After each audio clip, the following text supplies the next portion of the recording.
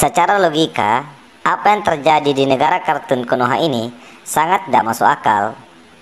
Karena masa iya seseorang yang ingin masuk sebagai polisi yang tentunya akan melayani masyarakat, apalagi tentara yang tentunya akan menjadi garda terdepan dalam mempertahankan negara kartun Konoha ini, yang memang seharusnya dibutuhkan sama pemerintah sama negara ini, kenapa mereka yang harus bayar?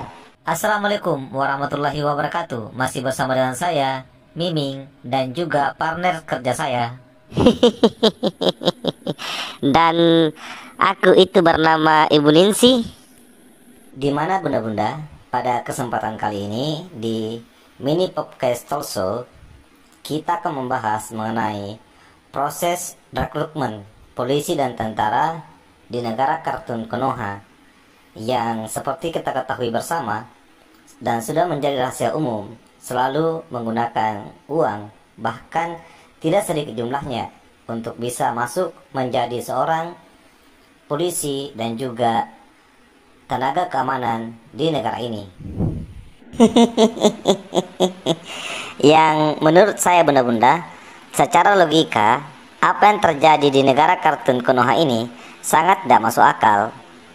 Karena masa iya seseorang yang ingin masuk sebagai polisi yang tentunya akan melayani masyarakat, apalagi tentara yang tentunya akan menjadi garda terdepan dalam mempertahankan negara kartun Konoha ini, yang memang seharusnya dibutuhkan sama pemerintah sama negara ini, kenapa mereka yang harus bayar?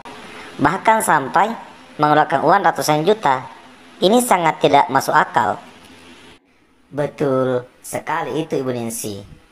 Memang sangat disayangkan sekali karena di negara kartun Konoha ini banyak sekali anak-anak muda yang lebih layak dan mampu secara fisik untuk menjadi seorang polisi ataupun sebagai tentara yang notabene akan berjuang di garis depan dalam mempertahankan negara kita tercinta ini. Sayangnya gara-gara uang mereka tidak bisa mendapatkan posisi tersebut. Ini sangat-sangat disayangkan dan memprihatinkan. Dan ini berdampak secara tidak langsung terhadap negara kartun Konoha ini Ibu Yiming, karena ujung-ujungnya kita memiliki tentara yang banyak dan juga kepolisian yang banyak, tetapi kadang-kadang banyak yang tidak sesuai ekspektasi masyarakat, karena banyak di antara mereka itu yang masuk dalam instansi tersebut tidak melalui proses kualitas, tetapi hanya dengan mengedepankan kasus suap menyuap. Ini tentunya perlu kita rubah ke depan dan menjadi perhatian presiden kita yang terpilih ini, agar sekiranya hal-hal seperti ini tidak lagi terjadi dan membebani generasi muda kita. Sepakat sekali Ibu Ninsi. Itulah mengapa saya sering menyarankan kepada pemerintah di negara kartun Konoha ini untuk banyak-banyak bercermin dan mencontoh negara tetangga kita, negara Indonesia, yang mana di negara tersebut untuk menjadi seorang polisi atau tentara itu benar-benar gratis dan hanya diperuntukkan bagi mereka yang benar-benar layak, baik secara fisik, kesehatan, yang melalui proses tes yang sangat panjang, sehingga di negara itu selalu menghasilkan polisi tentara yang benar-benar punya kompetensi yang mumpuni, yang benar-benar prima dalam melayani masyarakat.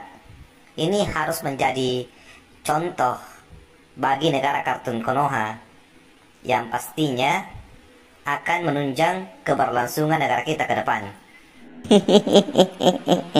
Kalau menurut saya itu Ibu Miming, kalau negara kartun Konoha dan negara tetangga kita Indonesia itu hampir-hampir sama Ji. Kalau orang mau masuk polisi atau tentara juga menggunakan sistem suap. Kemarin itu ada kulihat di sosial media, sosialita dari Makassar tertipu miliaran gara-gara ingin menyuap supaya anaknya itu lolos akademi kepolisian. Jadi salah gitu kalau negara tetangga kita Indonesia yang Bu Miming jadikan sebagai contoh. Salah Ki. Tidak begitu konsepnya Ibu Ningsi.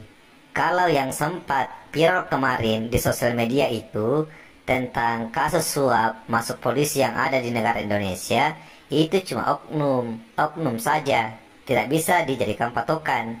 Karena yang terjadi sebenarnya di negara Indonesia itu memang bersih. Orang kalau mau masuk polisi itu atau masuk tentara tidak pernah ada yang pakai uang. Kalau ada yang terjadi seperti itu hanya oknum saja. Beda di negara kartun Konoha ini. Benar-benar orang kalau mau masuk polisi atau tentara itu hampir bisa dikatakan 90% menggunakan uang untuk masuk ke dalam. Jadi jangan samakan dengan negara tetangga kita Indonesia. Itulah Ibu Miming. Kita ini hanya bisa berharap semoga ke depan kita bisa menemukan seorang pemimpin yang benar-benar serius mau memberantas kasus suap seperti ini. Karena sangat disayangkan jika negara kartun Konoha ini sebagai salah satu negara besar yang ada di dunia, tapi memiliki tenaga militer yang tidak mumpuni. Bahkan pelayanan publik seperti polisi yang harusnya menjadi pusat keamanan yang memberikan rasa nyaman, rasa damai bagi masyarakat, justru kadang-kadang menjadi ancaman dan menjadi ketakutan bagi rakyatnya sendiri. Ini sangat disayangkan. Jadi kita hanya bisa berdoa saja dan pasrah. Betul sekali itu Ibu Ningsi. Kita ini hanya bisa berharap bahwa suatu saat nanti negara kartun Konoha ini bisa mendapatkan seorang pemimpin yang benar-benar jujur, adil dan bijaksana, dan serius memberantas hal-hal suap menyuap, terutama untuk masuk dua instansi ini, yaitu polisi dan tentara, seperti pemimpin yang ada di negara Indonesia, yang tentunya menjadi idaman kita bersama. Dan baiklah bunda-bunda, saya rasa cukup sekian dulu podcast kita kali ini. Dan saya Ibu Miming memohon maaf jika ada kesalahan-kesalahan kata ataupun hal-hal yang menyinggung perasaan Anda.